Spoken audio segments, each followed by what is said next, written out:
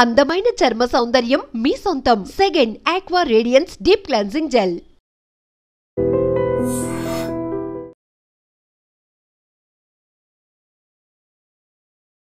ఉగ్ర దాడులకు కుట్ర కేసుకు సంబంధించి ఇప్పటికే ఎన్ఐఏ కీలకమైనటువంటి అంశాలను రాబడుతోంది. విజయనగరంకు చెందినటువంటి సిరాజ్ ఉర్ రెహమాన్ తో పాటు అతడిచ్చినటువంటి కీలకమైన ఆధారాలను బేస్ చేసుకొని తెలంగాణకు చెందినటువంటి సమీర్ను కూడా అధికారులు అదుపులోనికి తీసుకున్నారు. తర్వాత కోర్టుకు తరలించారు. ఇప్పుడు కోర్టు నుంచి 5 రోజుల పాటు కస్టడీని కోరారు అధికారులు.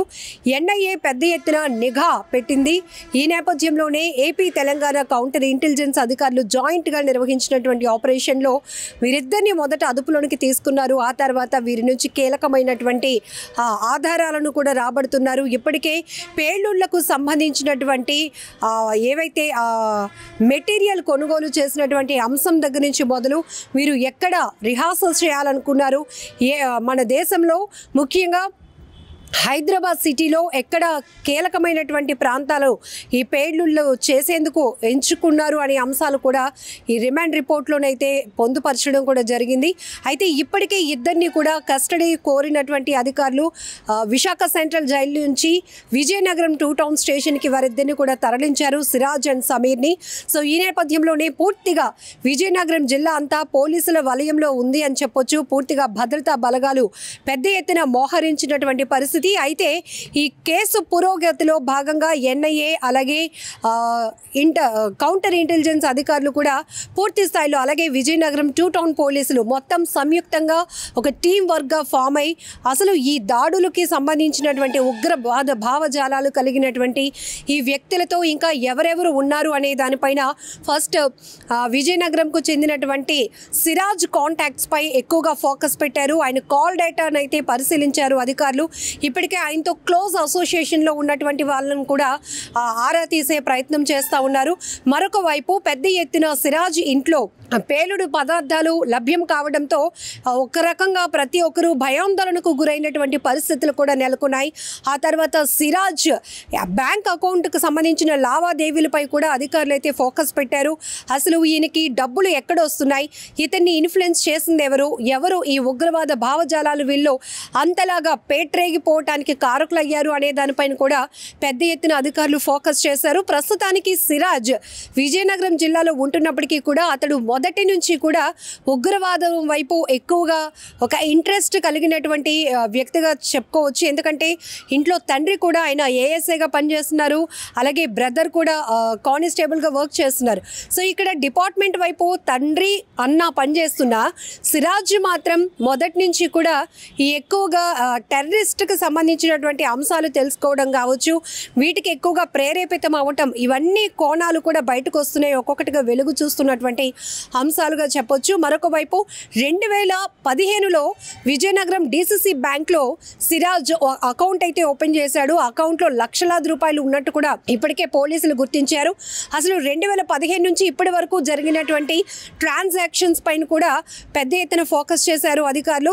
సో అలాగే ఈ అకౌంట్ ఓపెన్ చేయడానికి 2 సార్లు వాళ్ళ నాన్న కూడా ప్రయత్నించారు. అసలు ఫ్యామిలీ యొక్క పాత్ర ఏముంది అనే దానిపైన కూడా మొత్తం సిరాజ్ సమీర్కు సంబంధించిన కుటుంబ ఆర్థిక లావాదేవీలపై కూడా అధికారులు ఫోకస్ పెట్టారు. ఎందుకంటే వీళ్ళు మొదట ఆకర్షితులు అవ్వటానికి ముందు మీరు ఏదైనా ఒక టీమ్ మీటింగ్స్ పెట్టుకోవడం కావచ్చు, వీళ్ళకి సంబంధించినటువంటి ఖర్చులు, వీళ్ళకి డబ్బులు ఎవరు పంపిస్తున్నారు, ఎవరు ఎప్పటికప్పుడు వీళ్ళకి ఇలాంటి డైరెక్షన్స్ ఇస్తున్నారు అనే దానిపైన కూడా అధికారులు పూర్తిగా ఫోకస్ పెట్టారు.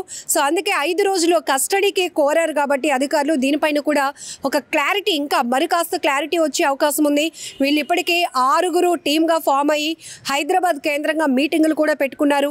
అలాగనే మరొక వైపు ఇంకొక సందర్భంలో కూడా అంటే కేసు ఇన్వెస్టిగేషన్లో భాగంగానే ఈ పేలుడు పదార్థాలు అమ్ముతున్నటువంటి మరో 3 కూడా అధికారులు గుర్తించి అదుపులోనికి తీసుకున్నట్టు తెలుస్తుంది. వాళ్ళ వద్ద ఇతను నేరుగా వెళ్ళి పేలుడు పదార్థాలు కొన్ని కొనుగోలు చేశాడు, మరికొన్ని ఆన్లైన్లో ఆర్డర్ పెట్టుకున్నట్టు కూడా తెలుస్తుంది. ఒకసారి ఒక్కసారి సిరాజ్కు సంబంధించినటువంటి పూర్తి డీటెయిల్స్లోనికి వెళ్దాం. అసలు ఇతను ఎక్కడ పట్టుబడ్డాడు, ఎలా ఇతని పైన ఆయన అనుమానాస్పదమైన కదలికలు ఎవరిలో అనుమానం కలిగించాయి, పోలీసులకు మొదట ఎవరు ఇన్ఫర్మేషన్ ఇచ్చారు, ఎన్ఐఏ అధికారులు పెహల్గాం దాడి తర్వాత ఖచ్చితంగా దేశంలో ముఖ్యంగా హైదరాబాద్ కేంద్రంగా ఉగ్ర దాడులు జరగటానికి కుట్రలు జరుగుతున్నాయని తెలుసుకున్నారు.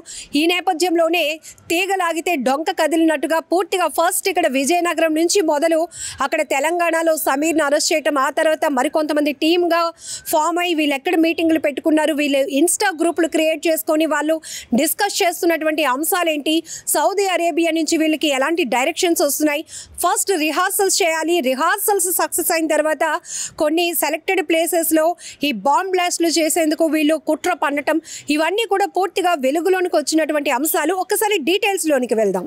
పెహల్గాం దాడి తర్వాత మన దేశంలో ఎక్కడైనా ఎప్పుడైనా దాడులు జరగటానికి అవకాశం ఉంది అని చెప్పి నిఘా వ్యవస్థలు అప్పటి నుంచి కూడా అప్రమత్తమయ్యాయి. ఆ తర్వాత హైదరాబాద్ కేంద్రంగా కొంతమంది ఉగ్రవాద భావజాలాలు కలిగినటువంటి వ్యక్తులు ఒక చోట చేరి ఇన్స్టా గ్రూప్ని క్రియేట్ చేసుకొని వీళ్ళు పెద్ద ఎత్తున ఈ కదలికలు చేస్తున్న దానిపైన కూడా ఎన్ఐఏ ఫోకస్ పెట్టింది. దీంతోనే ఏపీ తెలంగాణకు సంబంధించినటువంటి కౌంటర్ ఇంటెలిజెన్స్ అధికారులు కూడా ఇక్కడ విజయనగరంలో సిరాజ్ను అతడిచ్చినటువంటి ఆధారాలను బేస్ చేసుకొని తెలంగాణకు చెందిన సమీర్ను కూడా అదుపులోనికి తీసుకున్నారు. ఇప్పుడు ఈ కేసుకు సంబంధించినటువంటి అంశం దేశవ్యాప్తంగా చర్చనీయాంశంగా మారిందని చెప్పొచ్చు. అయితే ఇప్పటికే ఇద్దరు అరెస్టులు కావచ్చు, మరికొంతమందిని అదుపులోనికి తీసుకున్నా కూడా అధికారికంగా పోలీసులు ఎక్కడా మాత్రం ఈ సంబంధించిన కేసుకు సంబంధించినటువంటి వివరాలు అయితే స్పష్టంగా తెలపలేదు. కానీ ప్రస్తుతానికి ఈ కేసుకు సంబంధించి కొన్ని వివరాలు మాత్రం మనం చూడొచ్చు. అసలు ఏపీ తెలంగాణ పోలీసులు ఈ జాయింట్ ఆపరేషన్ ఏ విధంగా చేపట్టారు, ఇందులో ఏపీలోని విజయనగరం, తెలంగాణలోని హైదరాబాద్లో అసలు పోలీసులు ఏం చేస్తున్నారు అనే దానిపై కూడా పెద్ద ఎత్తున చర్చ నడుస్తోంది. విజయనగరం పట్టణం రాజానగర్ వద్ద సిరాజ్ ఉర్ రెహమాన్ను మే 16వ తేదీన అయితే విజయనగరం 2 టౌన్ పోలీసులు అరెస్టు చేశారు. కౌంటర్ ఇంటెలిజెన్స్ పోలీసులు ఇచ్చినటువంటి ఇన్ఫర్మేషన్తో స్థానిక పోలీసులు అతన్ని అరెస్ట్ చేసి విజయనగరం కోర్టులో రిమాండ్ చేశారు. అయితే అతని వద్ద నుంచి ఒక మోటార్ సైకిల్, ఒక బ్యాగ్ను కూడా స్వాధీనం చేసుకున్నారు విజయనగరం 2 టౌన్ పోలీసులు. Lenovo tab, electronic weighing machine, aluminium powder, potassium nitrate packet, sulphur powder, twinkle star packet, PVC gum, blade, HDPV పైప్ను సిరాజ్ వద్ద అయితే పోలీసులు స్వాధీనం చేసుకున్నారు. హైదరాబాద్కు చెందిన సయీద్ సమీర్తో కలిసి జిహాదీ కోసం భారీ పేలుళ్లు జరపాలని, తద్వారా భయం పుట్టించాలనేది వీరి ఆలోచన. విచారణలో సిరాజ్ పోలీసుల ముందు ఈ విషయాలను కూడా చెప్పాడు. ఇక సిరాజ్ ఇచ్చినటువంటి వివరాలను ఆధారంగా చేసుకుని హైదరాబాద్లోని బోయగూడకు చెందినటువంటి సమీర్ను మే 18వ తేదీన తెలంగాణ పోలీసుల సహకారంతో ఏపీ కౌంటర్ ఇంటెలిజెన్స్ అధికారులు అయితే అరెస్ట్ చేయడం జరిగింది. తొలుత సమీర్ను అరెస్ట్ చేసినప్పుడు ఎందుకు తీసుకెళ్తున్నారు, ఏం జరిగిందనే దానిపై కుటుంబ సభ్యులకు చెప్పకపోవడంతో వారు కూడా స్థానిక పోలీసులకు ఫిర్యాదు చేశారు. గుర్తు తెలియని వ్యక్తులు సమీర్ను తీసుకెళ్లారని స్థానిక పోలీసులకు కుటుంబ సభ్యులు కంప్లైంట్ ఇచ్చారు. తీవ్రవాద కార్యకలాపాలకు పాల్పడుతున్నారనే ఆరోపణలపై అతన్ని అరెస్టు చేసినట్లు పోలీసులు వారికి సమాచారం ఇచ్చారు. ఈ ఆపరేషన్లో ఏపీ పోలీసులు భాగస్వామ్యమయ్యారు. వారు వచ్చి సమీర్ను అదుపులోనికి తీసుకొని వెళ్లారు. అయితే ఈ కేసును వారే పరిశోధిస్తున్నారు అని హైదరాబాద్కు చెందినటువంటి పోలీసు ఆఫీసర్ కూడా చెప్పడం జరుగుతోంది. ఇరువురిని విజయనగరం జిల్లా కోర్టులో పోలీసులు రిమాండ్ చేశారు. కోర్టు వారికి ఈ నెల 30వ తేదీ వరకు కూడా రిమాండ్ విధించింది. అయితే కోర్టులో విజయనగరం 2 టౌన్ పోలీసులు రిమాండ్ పిటిషన్ వేయడం కూడా జరిగింది. విచారణకు అప్పగించాలని, దీంతో మరిన్ని కీలకమైన అంశాలు రాబట్టే అవకాశం ఉందని కూడా వారు చెప్పారు. ప్రస్తుతం అయితే ఈ వ్యవహారంపై దర్యాప్తు చేసేందుకు జాతీయ దర్యాప్తు సంస్థ ఎన్ఐఏ అయితే రంగంలోనికి దిగింది. ఏపీ కౌంటర్ ఇంటెలిజెన్స్ పోలీసులు, ఎన్ఐఏ అధికారులు విజయనగరంలోని 2 టౌన్ పోలీస్ స్టేషన్ కూడా రావడం జరిగింది. స్టేషన్ వద్ద అయితే మాత్రం చాలా పోలీసు భద్రతా బలగాలు తీవ్రంగా మోహరించాయని చెప్పొచ్చు. సో ఒక్కసారిగా విద్యల నగరంగా చెప్పబడే విజయనగరం ఉలిక్కి పడిందని చెప్పొచ్చు. ఇలాంటి విజయనగరం ప్రాంతంలో ఎక్కువగా విద్యావంతులు కావచ్చు, కళాకారులు ఉంటారు. అలాంటి ఒక జిల్లా ఇప్పుడు ఉగ్ర దాడులకు సంబంధించినటువంటి కుట్ర పన్నుతున్నారు.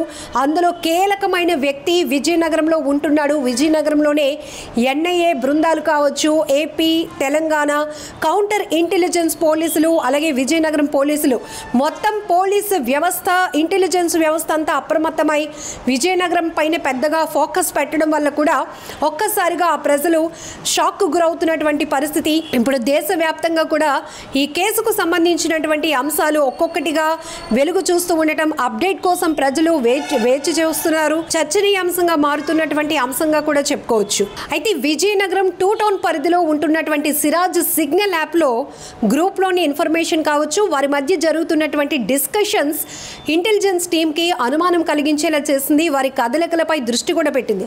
ఆ తర్వాత కొద్ది రోజులకే సిగ్నల్ గ్రూప్కి చెందిన సిరాజ్ను పోలీసులు అరెస్ట్ చేశారు. సిరాజ్ను విచారించిన తర్వాత హైదరాబాద్ బోయగూడకు చెందిన సమీర్ను కూడా పోలీసులు అరెస్ట్ చేశారు. ఈ గ్రూప్లో కర్ణాటక, మహారాష్ట్రకు చెందిన మరికొందరు కూడా టీం మెంబర్స్ గా ఉన్నట్లు పోలీసులు గుర్తించారు. వీరంతా వాట్సాప్ గ్రూప్లో బాంబును ఎలా తయారు చేయాలి, ఆ తర్వాత బాంబు పేలితే ఎలాంటి ఎఫెక్ట్ చూపిస్తోంది, ప్రయోగం ఎక్కడ చేయాలి, ఎప్పుడు చేయాలి అనే విషయాలపై వీరు డిస్కషన్ చేసినట్లు కూడా పోలీసులు గుర్తించారు.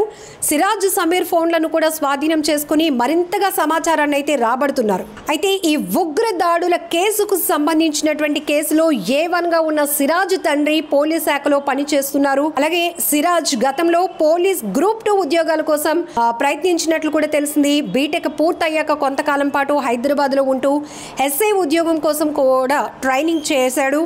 బాంబులు తయారీ, తీవ్రవాద భావజాలం వైపు అట్రాక్ట్ అయ్యాడు అని చెప్పి పోలీసులు సేకరించినటువంటి సమాచారంలో ఉంది. సిరాజ్ విజయనగరంలో ఉంటున్నప్పటికీ కొత్త వలసలోని ఒక ఇంజనీరింగ్ కాలేజ్లో చదివాడు. అదే కొత్త వలసలో ఒక కంపెనీలో కూడా ఆయన పనిచేయడం జరిగింది. ఇప్పుడు పూర్తిగా సిరాజ్, సమీర్ కదలికలపై పూర్తిగా దృష్టి సారించినటువంటి అధికారులు మొదట సిరాజ్కు సంబంధించినటువంటి ఏ కీలక అంశాన్ని కూడా వదిలిపెట్టడం లేదు. ప్రతి దానిపై కూడా ఫోకస్ చేస్తున్నారు. అక్కడ చదివినటువంటి కాలేజ్ కావచ్చు, చేసినటువంటి కంపెనీకి సంబంధించి కావచ్చు, తన కాంటాక్ట్స్ పై కూడా, కాల్ డేటాస్ పై కూడా పూర్తిగా అధికారులు అయితే ఫోకస్ పెట్టి ఆరా తీస్తున్నారు. విజయనగరంలో విచారిస్తున్న 2 యువకులపై కూడా చట్టవిరుద్ధమైన కార్యకలాపాల నివారణ చట్టం, పేలుడు పదార్థాల చట్టం కింద కూడా పలు కేసులు నమోదు చేశారు విజయనగరం పోలీసులు. బోయగూడకు చెందిన సమీర్ అయితే 28 ఏళ్ల వయసు. వీరి కుటుంబంలో బోయగూడ రైల్ కలారంగ్ బస్తీలో ఉంటుంది. తండ్రి చనిపోవడంతో తల్లి, సోదరుతో కలిసి సమీర్ ఉంటున్నాడు. ఒక లిఫ్ట్ ఆపరేటింగ్ కంపెనీలో మెకానిక్గా పనిచేస్తున్నట్లు కూడా పోలీసులు చెప్పారు. అసలు సిరాజ్, సమీర్ ఎప్పుడు కలిశారు, ఎక్కడికి వెళ్లారు, వారితో సిగ్నల్ గ్రూప్లో ఉన్న సభ్యులపై కూడా విచారణ చేస్తున్నారు పోలీసులు. నిజంగా ప్రస్తుతం ఉన్నటువంటి సమాజం దేనికి ప్రయారిటీ ఇస్తుంది? ఆర్థిక సంబంధాల చుట్టూ మాత్రమే తిరుగుతోంది. మళ్ళీ ఎన్నికలంగానే చాలా విరక్తి కలుగుతాం. మంచి అనిపిస్తుంది కదా, లేడీస్ కూడా ఛాలెంజింగ్ జాబ్స్ చేసినప్పుడు చాలా బాగుంటది. ట్రాఫిక్ అసిస్టెంట్స్ గా నియమించిన ట్రాన్స్జెండర్స్ అందరితో సాల్యూట్ చేయించుకుంటున్నారు. ఫుడ్ డెలివరీ ఇవ్వటానికి వెళ్ళినటువంటి డెలివరీ బాయ్ అనిల్ పై కళ్ళ ముందు